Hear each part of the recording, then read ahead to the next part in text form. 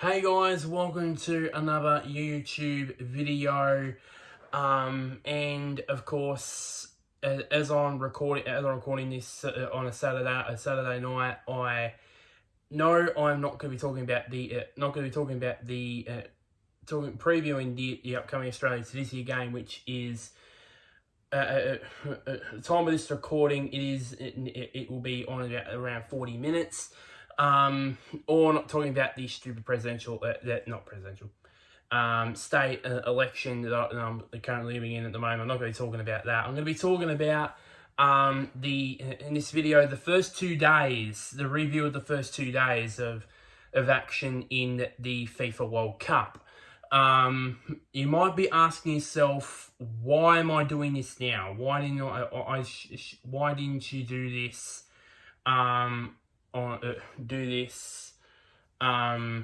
On Tuesday, you idiot. Why or you do it weekly? Well, I had work on Tuesday and all that, so couldn't do that then.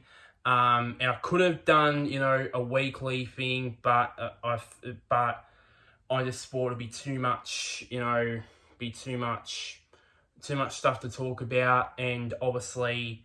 And then I could have done like a proper review of the group stage when it comes to the end of the group stage part of the tournament, but I just thought it might be a bit too long. I thought, I don't want this video to go too long, so I decided to just shorten it up and do just to review these last few days one by one. Not just in one video, because otherwise it's just going to go too long. So I just decided to split them up all in separate videos. So I'm gonna review days 3 and 4 in the next video, then days 5 and 6 in the next video after that, and then once I'm fully up to date, then I'll do daily stuff instead of just combining 2 days of action all into one video, pretty much. So let's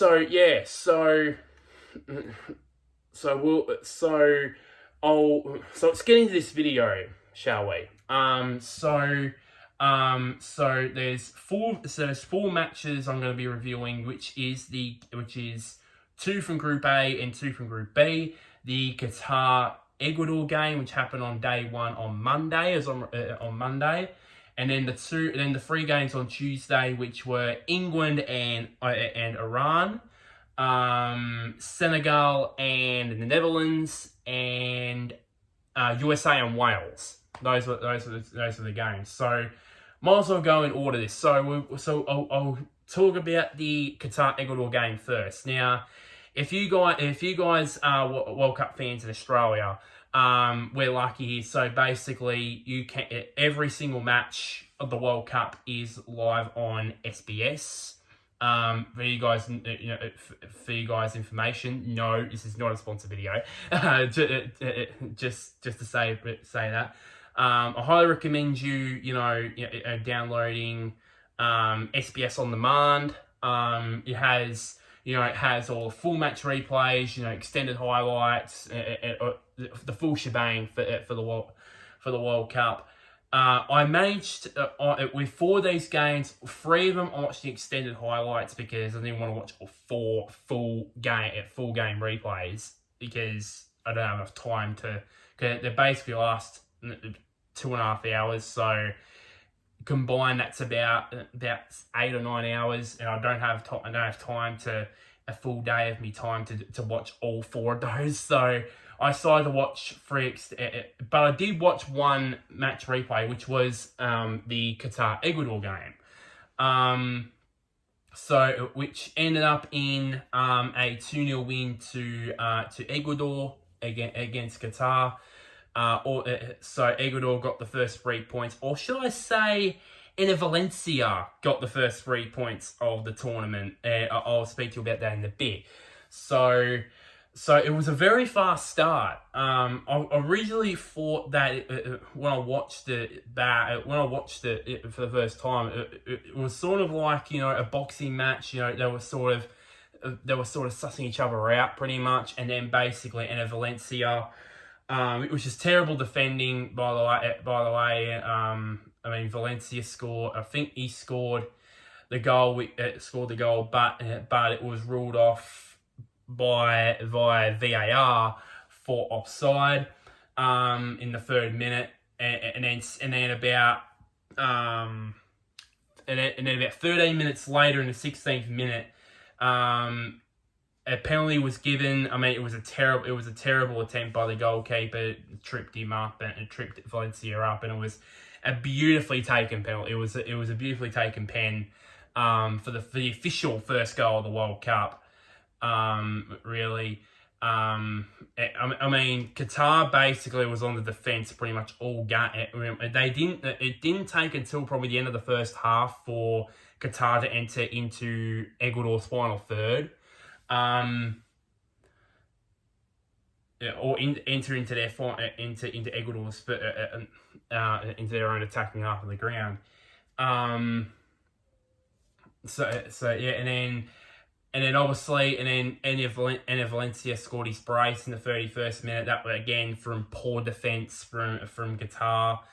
I mean, I didn't know what they were doing. Pretty much, they were just the two defenders that they were around. I didn't know if there was a bit of, I don't know, a bit of confusion between the two, between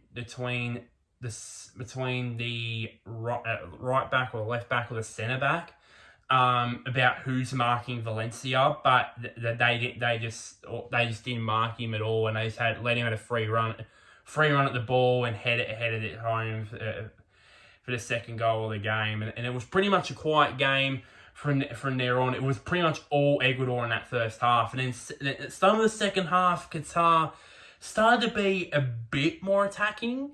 Entering their third, but not into Ecuador's final third, but not really fashioning any more shooting chances. But as the second half wore on, they started going back to their old ways, and Ecuador got some chances, but unfortunately they didn't. In the end, and also Valencia, he was involved with everything in this. All the talking points were involved him in this game. He could have scored a hat trick if the goal in the 3rd minute did stand. And during the first half, he got injured during that. During that game, and I don't know if he did play against the Netherlands, which I'll find out at some stage, one way or another, if he did play in that game or not. But it was an eventful game for Valencia, and it finished 2-0 in the end, so that VAR decision I'll talk about in a bit.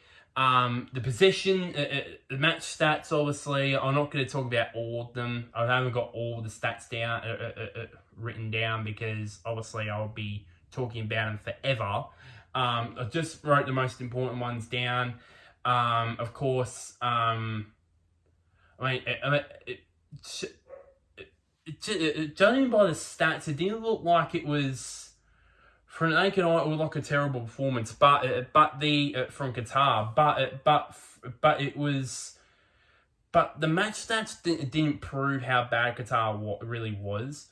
Because they did have 42% possession compared to 51% from Ecuador, and they were pretty much even in terms of total shots. They had 5 shots on goal, and I assume 4 of them were in that second half. But it was the shots on target that let them down. They didn't score any shots on target at all, and all three of those shots on target from Ecuador all ended up in the back of the net. 2 of them ended up counting, 1 ended up not because of VAR. So yeah, and then of course Ecuador, the most telling one I think was the forced turnovers. it was plus 20 Ecuador's way, which was telling really for Qatar. I mean, they just didn't look comfortable, especially in that first half, as I said. Excuse me, they didn't really felt comfortable. They could tell they were trying to play a possession style of game, but it just didn't. But and also defensive style of play. But it's if I mean I know this Ecuador are not a big football playing country. They're not as big as as teams like France,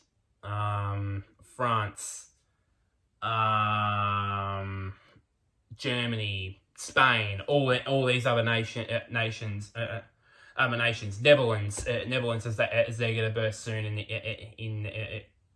the end of the group stages, but they're not like terrible. They're about a middle based nation in terms of football. Ecuador. But if Qatar played like that, play like that against a big nation, they'll get carved up. They will get chewed up and spat back out pretty quickly. In a way of, and that's saying in a way of possibly a 4-0, 5-0, 6-0, those type of things. Against a team like Ecuador, that would be fine because ultimately they don't have. I know they had Valencia, but other than Valencia, I don't think they have much scoring threat, to be honest. Other than Valencia, maybe there's others as well, that haven't showed their scoring prowess as of yet in this World Cup. But I think, if Qatar play like they did, there's no surprise that they've made history for the wrong reasons, which is for the first time in the World Cup's 92 year history that the host nation has lost their first group stage game in a World Cup, which Qatar, probably wanted to avoid pretty much really. Pretty much wanted to avoid really, and they haven't.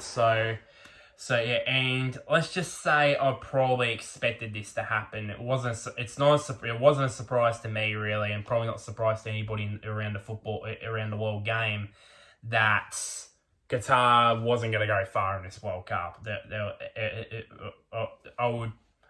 I won't be surprised if Qatar, could probably would struggle to score a goal in this World Cup. Next thing you know, probably that they'll probably lose against the Netherlands, but they'll lose probably like 4-1 or something like that, and they just make me eat my words. You never know. But yeah, I'm not surprised by that. The one last thing to talk about before I move on to the 3 games that were on the Tuesday was the VAR decision. Now, I thought it looked like to me.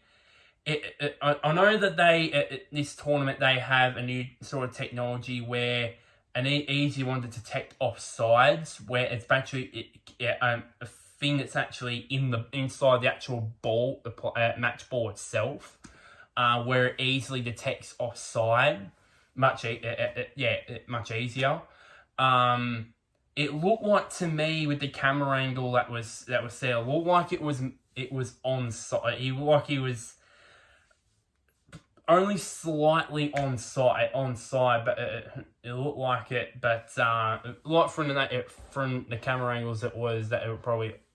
I might have to check that again.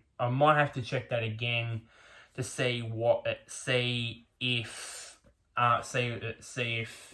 there was like a slight boot tip that was offside or something like that. But it's another thing that people were talking about. So yeah, so I think that's that I think for me gets I think is another talking point, but I think but I think Ecuador, of course, and then Valencia was the talk of the town out of the first day of the World Cup. So we'll talk about the Tuesday's matches. First off, England. Wow! What they have? They pre-tournament. They had everybody. Everyone was talking about the free lines chances and all that. But I wasn't expecting this. I mean, it took 35 minutes for England's first goal through Jude Bellingham, but it was worth the wait. And then which was a free header. It was a bit of a terrible sort of thing. It was not good defense really from Iran. It really actually no, it was basically more they couldn't do anything about it really. I mean Bellingham, I didn't know he actually had that sort of thing in his locker when he was at Borussia Dortmund. When with him scoring headers. I didn't know that. I thought he would be good on the ground level, but obviously he's good in the air apparently, according to that header. So, yeah, and then 8 minutes later, Bakio Saka made it a second. I mean, he's just continued on from his good form with Arsenal in the Premier League. There's little wonder why he's the reason why Arsenal are at the top of the table in the Premier League. I mean, with this goal, I don't know why the Iran players were arguing with the ref. I don't know what. I didn't have any problem with it. Maybe it was Harry Kane. Something to do with Harry Kane maybe pushing one of the defenders too hard and maybe thought that might have warranted a free kick to Iran. But I didn't see any problem with it, to be honest. And then Saka, of course, at a free rein and basically scored and made it 2-0.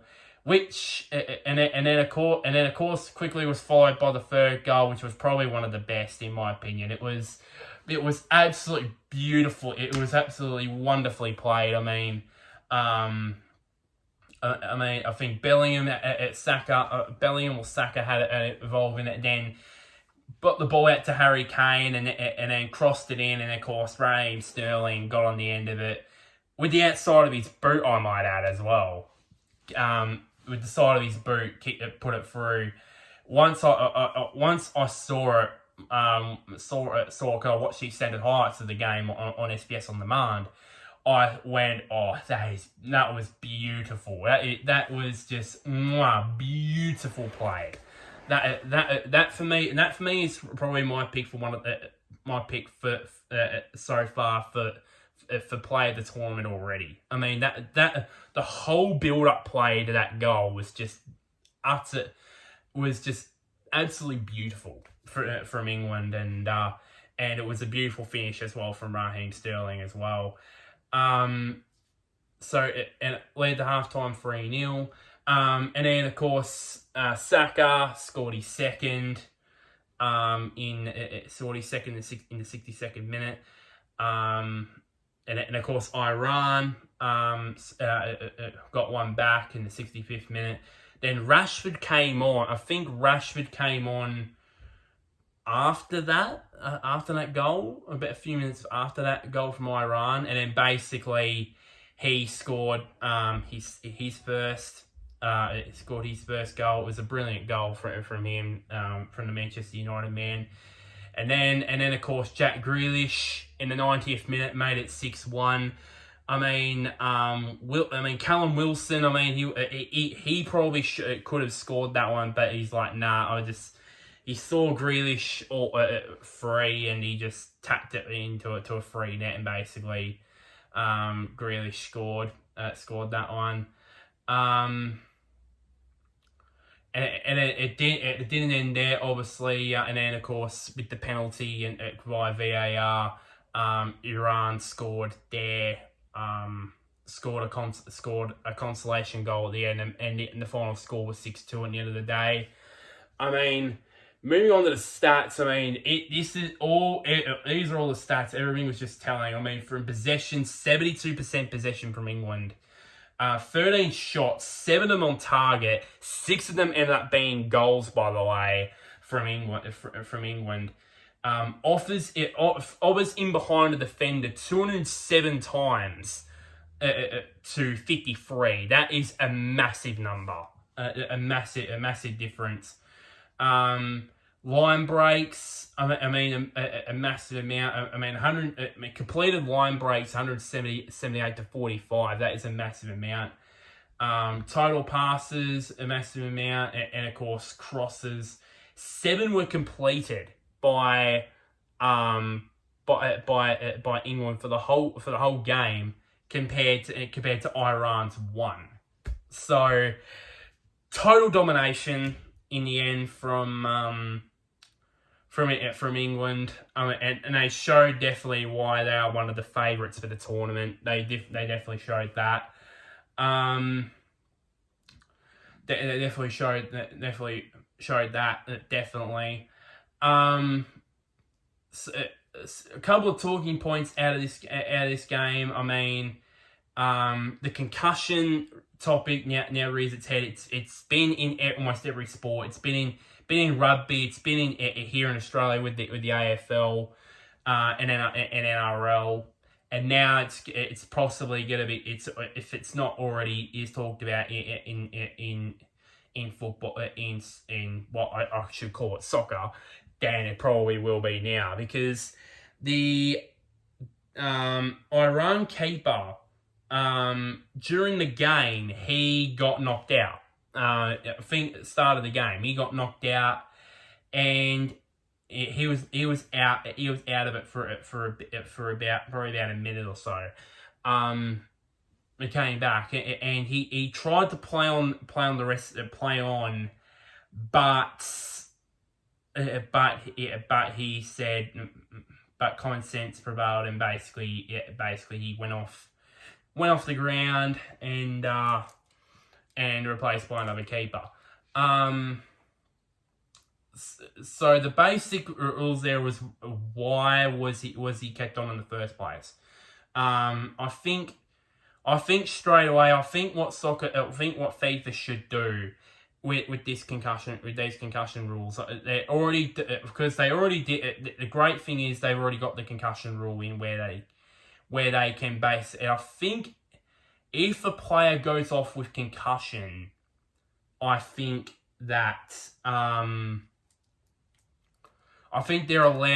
each team allows an extra sub if a player does go off with concussion. But I think for me, what I would recommend is what the NRL sort of do, where they do, it's called an HIA, where they pull someone off for 10-15 minutes, get them assessed, and if they are fine, then they can let them play. But if it's a severe concussion, if the doctors say no, he's not cleared, then he's not going to play. I love that sort of rule that FIFA should adopt, but the current rule is now, I think the rule should be now, I think FIFA should change the rules and say, if a guy is off with concussion, they should go straight off the ground. No ifs, no buts. They need to go off the ground. They need to get off the ground, because because what they're doing is basically putting their lives at risk, playing on with this sort of concussion, and in later years.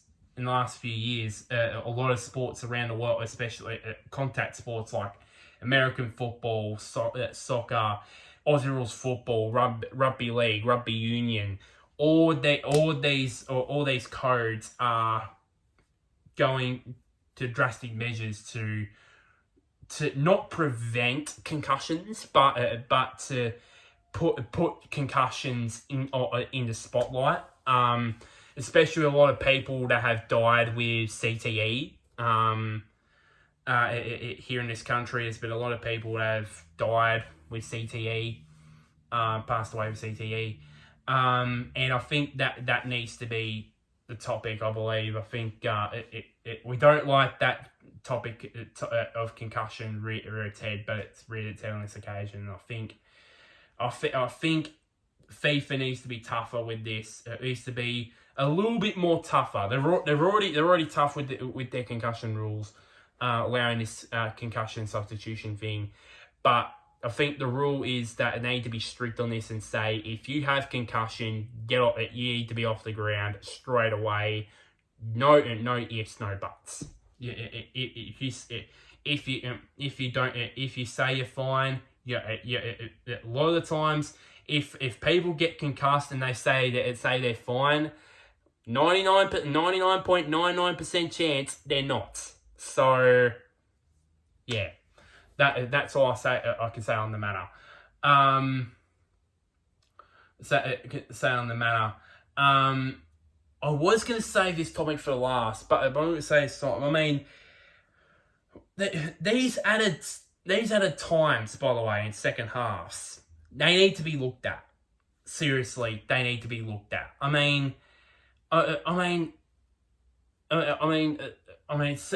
Stoppage times that last 5 minutes, 6 minutes. Those are fine. But these ones are going for 15 minutes. 15 minutes. That is way too long. So for example, right, a game goes for 90 minutes, and with the added time. So, for example, in first half stoppage time, for example, it will go for example, they call 5 minutes for added time, which is fine. And then the second half, they call for 10 minutes. If you add those 15 minutes, it adds about 105 minutes, which in other terms is about an hour and 40. And with other TV stations, like for example SBS, I'll use SBS for example, that usually their telecasts go for about 2.5 hours. That is way too long. That is way too long, and I think that they need to consider shortening. At least the maximum is 7 or 8 for me. 7 or 8 is the maximum. 10 to 15 is way too much, especially for broadcasters that are broadcasting the World Cup.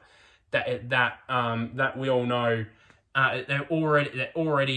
they go for about 2.5 hours with previewing the game and a halftime report, and then reviewing the game, and in between it with the ad breaks. It just takes two, and then if you add a very long added time to a half, at the end of a half, it just takes too long. So I think FIFA needs to consider this, and actually all football confederations with their leagues need to consider this,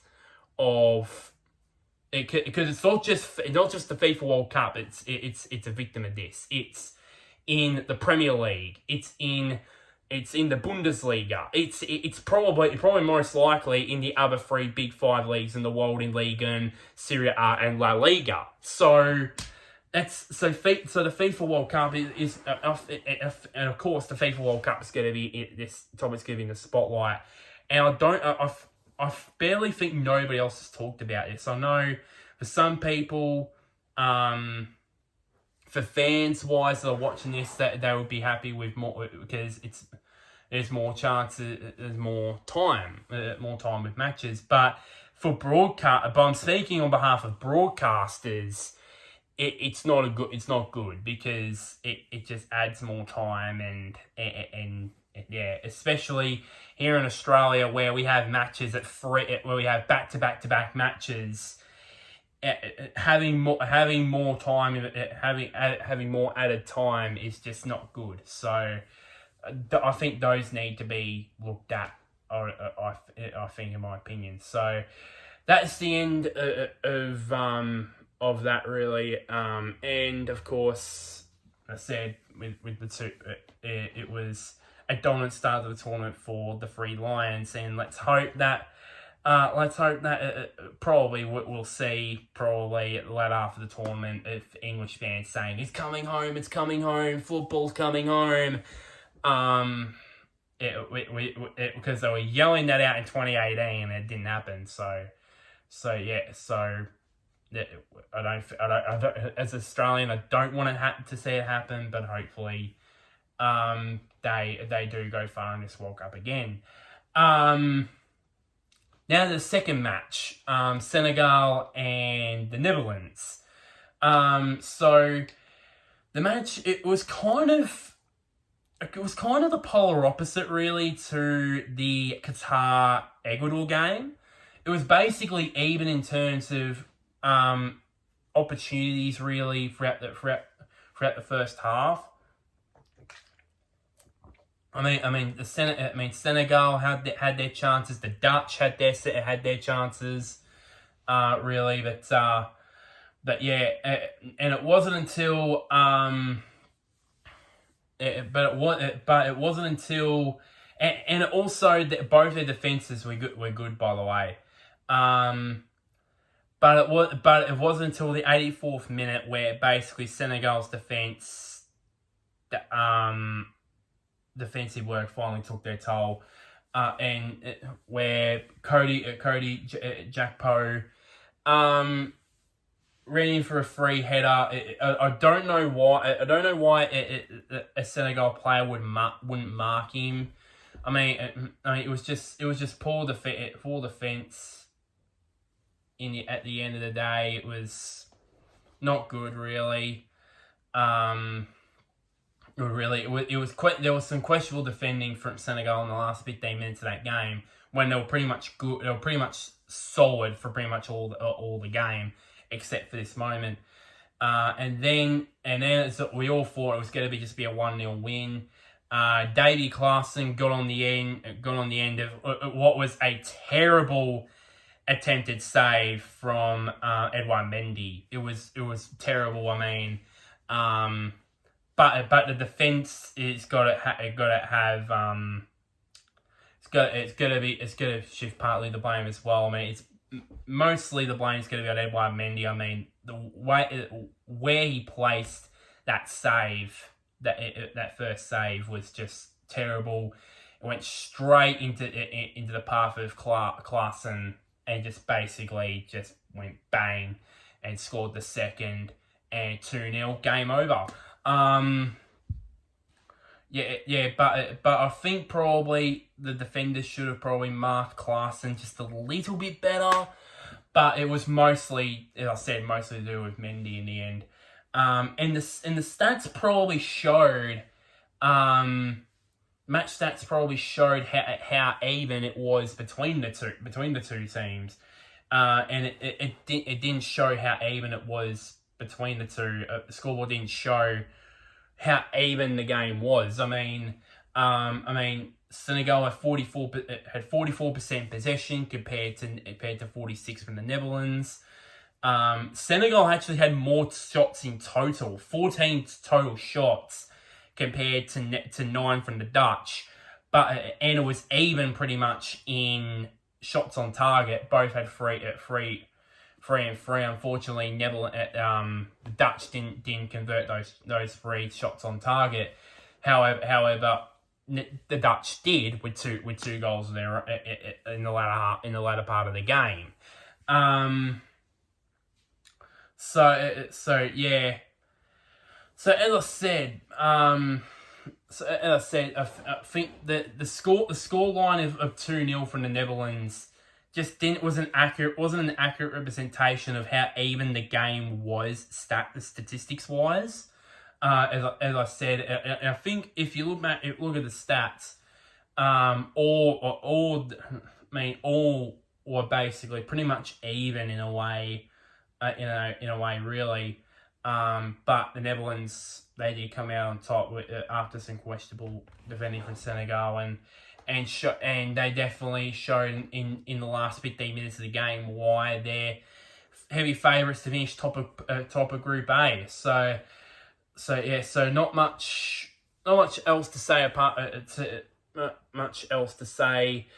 in this game, and not much to say apart from the USA Wales game either. I mean, USA took the lead. It took the lead in the 36th minute. It took the lead in the 36th minute. And then an error from the USA defense led to a penalty, and I thought in a Valencia taken penalty against Qatar was a brilliantly placed penalty. This one was beyond beautifully placed from Gareth Bale. You could tell he hasn't lost none of his class. You can tell he just placed it beautifully in the corner, and for Wales, I think it was their first goal, and I think it was their first goal in the FIFA World Cup, and how appropriately it was Bale, the Welsh captain, that scored it for them. So other than that, in terms of it was a pretty entertaining sort of a game when I watched some extended highlights. In my view, there was a lot of fouls in that game. It was a lot of yellow cards that were shown earlier on in the game. Sort of calmed down a bit as the game went on. I mean, it was pretty even in terms of all stats as well. Like the USA, Wales just slightly had more shots, more total shots than the USA, 7-6, and then also had more shots on target with 3-1. The Welsh team's way. The only clear stat that was clearly won was the USA with its possession. I mean, 51% possession to 40% from the Welsh. So yeah, and of course, this one was going to be penciled in definitely as the match of Group B, because it was obvious. It's obvious, of course, that that England were going to top Group B was pretty much obvious. It's much the same with all the groups except for pre-tournament, except for Group. I'm trying to remember what group it was. Group D, Group E, I think. It's the group that has Germany and Spain in it. I think I might have to look that up. But this was one of those groups where basically it was obvious that it's one team that's obviously going to top the group, but there's and then there's going to be one team that's going to be obviously going to finish down the bottom, but there's the second and third teams that they're going to be unpredictable, and this was Group B with USA and Wales, and of course it ended in a draw for USA and Wales, and of course no real talking points really coming from that game. So that is pretty much it for this video. Of course, reviewing 4 games.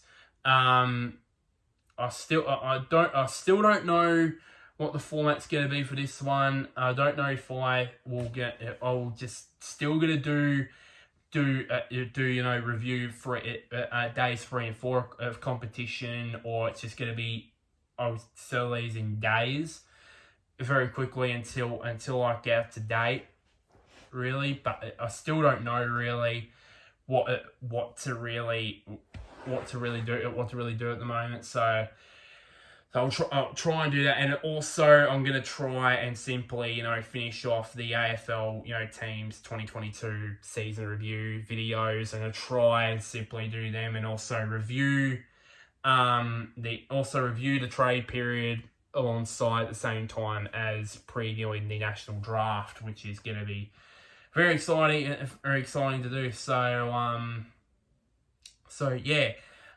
So of course, like this video. Share to anybody who is a World Cup fan, or if you're a USA football fan, or a Welsh football fan, something like that. And comment down below if comment down below if who do you think will win.